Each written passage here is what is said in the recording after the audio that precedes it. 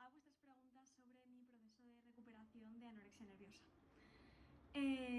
Es un tema que puede ser difícil, pero precisamente por eso he querido saber cuáles son vuestras preguntas y dudas al respecto e intentar con ello ayudar e inspirar a otras personas que pueden estar pasando por lo mismo y también a aquellas personas que pueden conocer a otros que estén en esta circunstancia.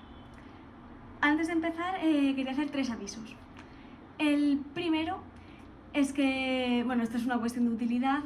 Voy a dejar abajo en la descripción cada pregunta y el tiempo en que la respondo para que podáis rápidamente ir si os interesa solamente la respuesta a alguna o algunas preguntas determinadas.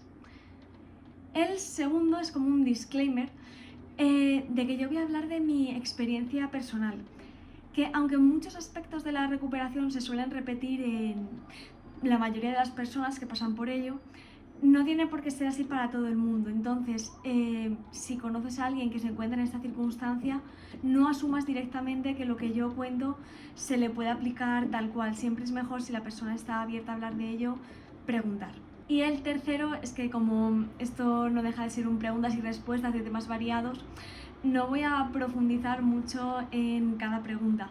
Entonces, si algún tema de repente os parece interesante o tenéis más dudas, por favor dejadlo en los comentarios y puedo hacer un vídeo más largo hablando del tema o una entrada del blog, un post en Instagram, algo donde me pueda explayar un poquito más o incluso hablarlo por vosotros por otras vías más privadas. Así que sin más dilación empezamos con las preguntas.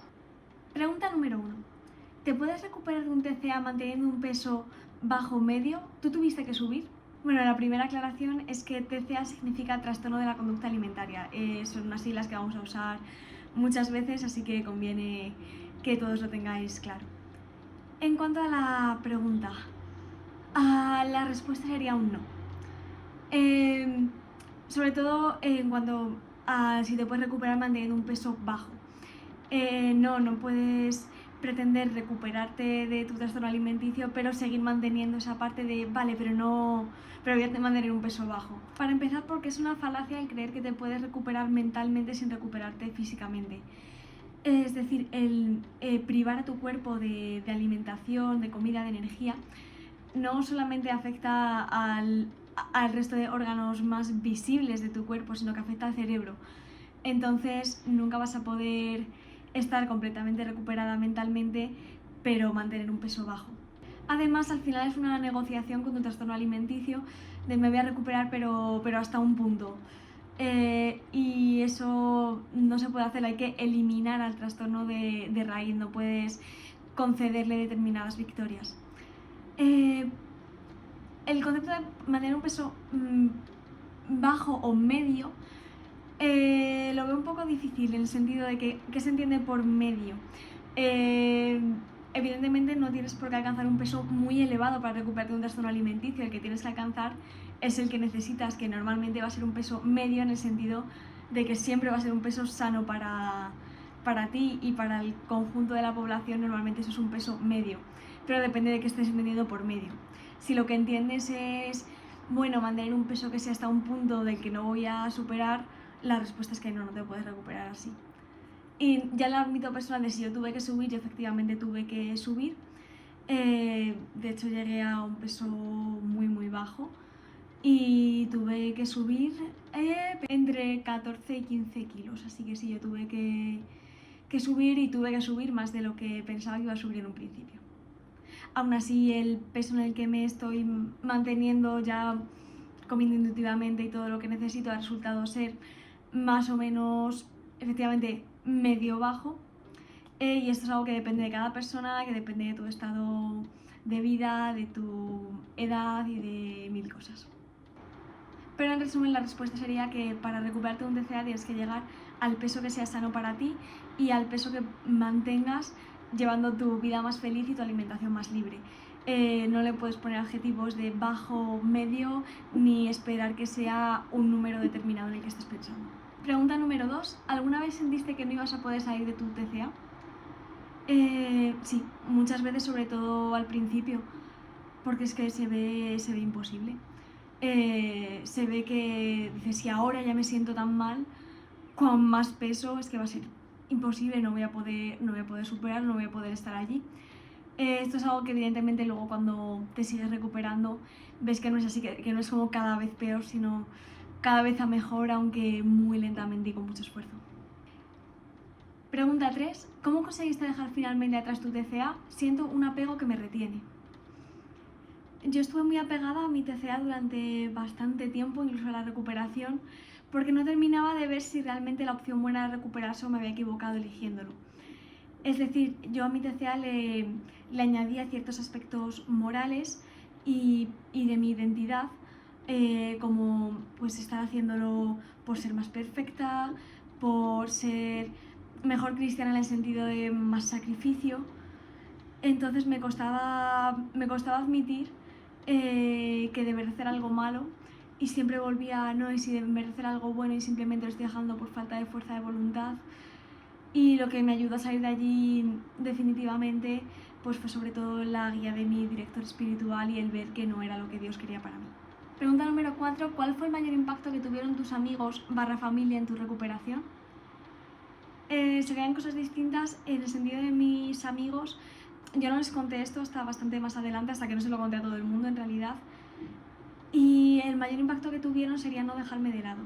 Porque hay muchas personas a las cuales sus amigos les acaban dejando de invitar a los planes, pues porque les resulta incómodo estar con una persona que a lo mejor ha perdido tanto peso, que no come en las reuniones sociales.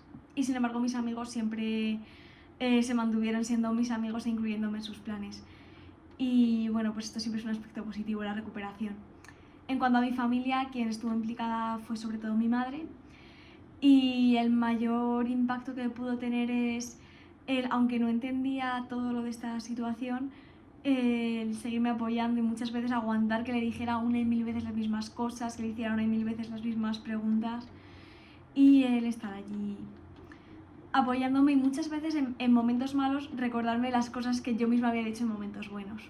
Y bueno, luego ya más adelante lo que son las etapas finales de la recuperación, que ya más que recuperarse en sí sería como dejar los últimos resquicios de no tener libertad con la comida, o de esas restricciones, esas pequeñas cosas en las que sigue influyendo del trastorno, pues sería mi novio, posteriormente mi marido, porque he tenido la gran suerte de dar con una persona que, aunque diga que no he entendido nunca de estos temas, siempre ha estado mucho para apoyarme ahí, para aguantar mis manías y para no juzgar mis miedos, y para pues al final motivarme y animarme a ser más libre.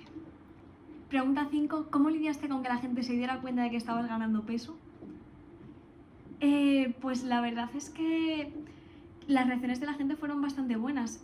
Yo pensaba eso, que iba a preferir como que nadie se diera cuenta, pero luego la gente me animó mucho. Yo en ese momento estaba en la universidad y me hacían comentarios de se te ve mucho más guapa, se te ve mucho mejor, y me motivaba sobre todo no tanto comentarios como absolutos de qué bien estás, que te pueden llevar a querer frenar, sino estos de estás mejor, estás más guapa, como el decir wow, estoy mejorando, estoy en un proceso de mejora. Y porque al final también te ayuda a ver objetivamente las cosas, ¿no? Porque yo misma pues me veía muy mal y no me gustaba nada mi cuerpo, pero el ver opiniones de fuera las consideraba más objetivas. Pregunta 6. ¿Cómo ha sido tu digestión durante y después de la recuperación? Vale, yo la verdad es que tuve suerte de no tener tantos problemas digestivos como otras personas, y lo más notorio durante la recuperación sería el tema de hincharse, porque claro, tu sistema digestivo no está acostumbrado a digerir tanta cantidad de comida, y entonces pues al principio tarda bastante, es más lento, entonces está una más hinchada, y eso también afecta mucho a la imagen corporal. Es verdad que he visto que es algo que ha ido mejorando mucho durante la recuperación y sobre todo después, es decir, yo ahora no me hincho excesivamente después de una comida normal. Pero no he tenido grandes problemas digestivos. Bueno, lo único sí es verdad que antes de la recuperación tenía a veces periodos muy largos de estreñimiento, que luego, aunque, o sea, sí que soy una persona que tiendo a ello, no han sido tan graves de pasarme tantísimos días. y eso evidentemente es por dar un flujo de comida normal al cuerpo y permitir al final funcionar, porque claro, el sistema digestivo pues también necesita energía para hacer sus procesos. Pregunta 7. ¿Cómo aceptaste el rango de peso que los médicos establecieron para ti? Pues la verdad es que según iba llegando. Porque al principio yo no quería llegar a ese rango, yo me quería mantener por debajo, porque yo nunca había estado en un rango de peso saludable para mi edad, mi altura, porque mi trastorno empezó cuando era muy pequeña, con 9 años, con lo cual no tenía una referencia. Entonces para mí mis únicas referencias eran como los pesos más altos que había alcanzado teniendo la anorexia, que eran muy bajos.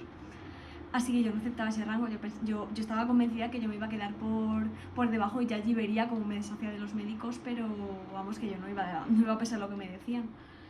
Lo que pasa es que según vas subiendo y sanas más y la distorsión sana más y también te vas encontrando pues con mucha más energía y pudiendo hacer cosas que antes no, y vas viendo que no estás peor porque cada vez estoy más gorda y entonces estoy sufriendo más, sino que todo lo contrario, que trae cosas buenas a tu vida, pues vas aceptando pesos más altos.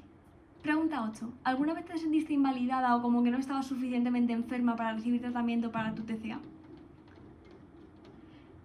Pues sí, la verdad. Al final estos trastornos son muy competitivos, entonces cuando empiezas a ver a otras personas que tienen anorexia y están peor que tú, aunque tú estés bastante mal, porque yo la verdad es que estaba al final pues con síntomas físicos muy evidentes, claro, cuando ves que otras personas pues tienen un IMC aún menor que el tuyo, que han llegado a no comer nada durante días, que se desmayan por las calles, claro, pues empiezas a plantearte eso, si yo no estoy tan enferma, yo no necesito en verdad recuperarme, estas personas sí, pero yo no, pero es una trampa del trastorno, así que sí lo he llegado a sentir. Pregunta 9. ¿Cuándo en la recuperación decidiste o te sentiste lista para compartir tu historia? ¿Hubo algo que te frenara? Bueno, yo empecé mi recuperación muy a finales de 2016, podemos decir en 2017. Y cuando compartí mi historia, además lo hice en público directamente, fue después del verano de 2018, diría. Porque abrí un blog y conté mi historia. Y lo que me hizo decidirme a ello, bueno, lo tenía como en la mente, porque a mí lo que me ayudó un montón fue el ver historias de otras personas que se habían recuperado. Entonces dije, quizá yo tengo que ser también esto para otras personas, ¿no? Como que lo debo, ya que yo he recibido tanta ayuda de esto, es algo que debo a otras personas. Y bueno, hablándolo mucho con mi director espiritual y tal, me pude decidir a ello, aunque estaba aterrada. Porque lo que más me frenaba no era que lo viera gente que no conociera, sino que lo viera la gente que conociera y cómo iban a reaccionar a ello y cómo me iban a juzgar. Porque claro, yo según iba avanzando la recuperación veía lo horribles que eran muchas cosas, no tanto solo que había hecho, como pues, todas las mentiras a mi madre, a todo el mundo, pero sobre todo a ella, el crimen contra mi cuerpo, sino también lo horrible de muchos pensamientos, ¿no? Lo asqueroso que era la vanidad que sentía por ser capaz de restringir y el resto de gente no, y cosas así. Pero luego la verdad es que la respuesta fue abrumadoramente positiva y la gente se volcó a apoyarme, así que fue muy bonito también. Pero sí me frenaba ese miedo. Antes se lo había contado como a 2 o 3 amigos nada más, así que casi que fue en público de una. Pregunta 10. ¿Tomaste medicación para la ansiedad durante la recuperación? No tomé medicación, se me ofreció, pero decidí no tomarla y pasar por los sentimientos. Es una decisión personal de cada uno, pero yo preferí como ser consciente de cada paso. Porque supongo que porque ya bastante fuera de mi mente me sentía a veces y quería estar lo más en mi mente posible. Pregunta 11. ¿Cómo conseguiste entender de nuevo tus señales de hambre? Pues esto la verdad es que es de lo que más me costó, porque claro, al principio lo más importante es por una parte recuperar el peso, porque tus funciones fisiológicas tienen que volver a funcionar. Yo había perdido la menstruación, estaba muy mal de los huesos, era urgente que recuperara el peso. Y también mi organismo necesitaba mucha reparación interna, así que necesitaba darle comida de forma consistente, mantenerlo alimentado, mantener un flujo de energía constante. Entender mis señales de hambre me costó muchísimo más, es algo que he logrado con plenitud en la última etapa, en los últimos meses, diría. O sea, mirad la fecha en la que subí el vídeo y entendéis lo que significa los últimos meses, teniendo en cuenta cuando empecé la recuperación. Y la pregunta es ¿cómo o cuándo? ¿Cómo conseguí entender mis señales de hambre? Pues prestándole uno muy importante, dándole a mi cuerpo esa energía que necesitaba y un estado de salud más o menos saludable, valga la redundancia. No se puede pretender empezar una recuperación y desde el principio guiarte por el hambre. Uno, porque esas señales tampoco no están sanadas, han sufrido también la enfermedad y por tanto no son fiables. Y dos, porque tampoco las vas a distinguir aunque fueran fiables de las voces de tu cabeza. Entonces al final, como no te pongas un voy a comer esto, vas a acabar restringiendo, porque la enfermedad va a ser muy fuerte y te va a convencer. Entonces uno, sanando físicamente y mentalmente. Y luego ya una vez establecido eso y establecido una confianza con mi cuerpo de sabes que te voy a alimentar si tienes hambre, pues yendo muy poco a poco escuchando a mi cuerpo. Es decir, en vez de automáticamente voy a comer esto porque es la hora, pensar, tengo hambre para esto, ¿qué me apetecería si pudiera comer cualquier cosa? Cuando termino de comer, sigo teniendo hambre para algo más, permitiéndome comer más de lo establecido. Recomiendo que leáis una entrada que he escrito para mi blog, la voy a dejar abajo en la descripción, en la que vais viendo los pasitos que fui tomando. Primero permitirme comer algo más, pero bueno, luego puedo, entonces como algo menos en el día.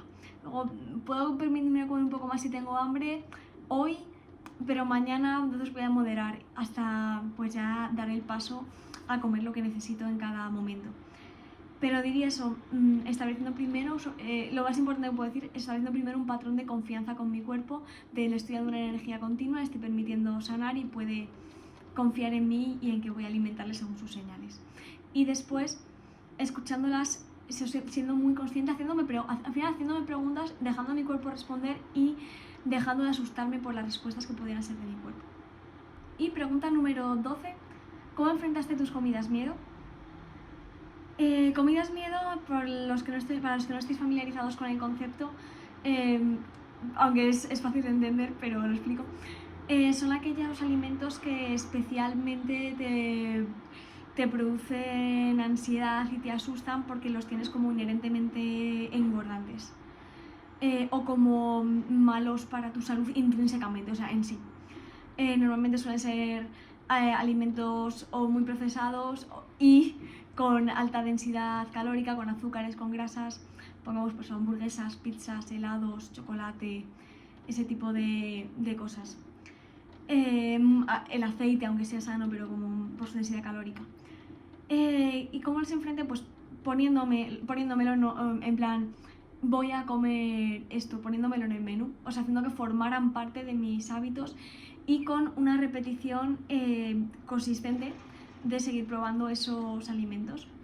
Es decir, yo digo, voy a incluir en mi menú por ejemplo, pongamos este helado, esta pizza, este yogur de chocolate.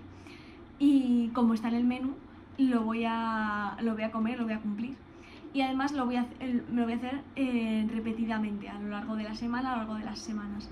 Y al final es que la manera más fácil de ver que no tienes que tenerles miedo es esa exposición a ellos, a estos alimentos, y ver que no tienen ningún efecto inmediato negativo sobre ti. Así que de esa manera, en plan con exposición constante y pautada para no decir, es algo fuera de mis comidas que me saca. No, está puesto, lo voy a hacer.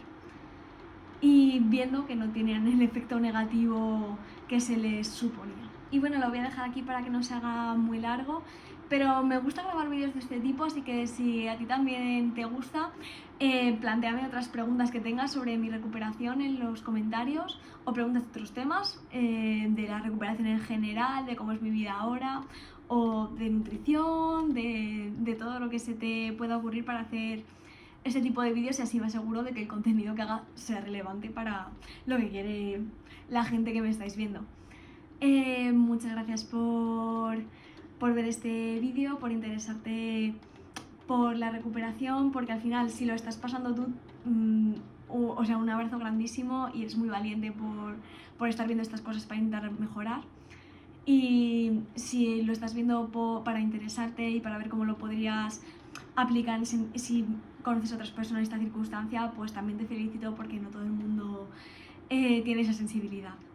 Así que nos veremos en un próximo vídeo. Hasta entonces, cuídate, disfruta de la libertad con la comida, respeta tu cuerpo y dale un me gusta a este vídeo para que pueda el canal seguir creciendo y llegando a más personas que lo necesiten.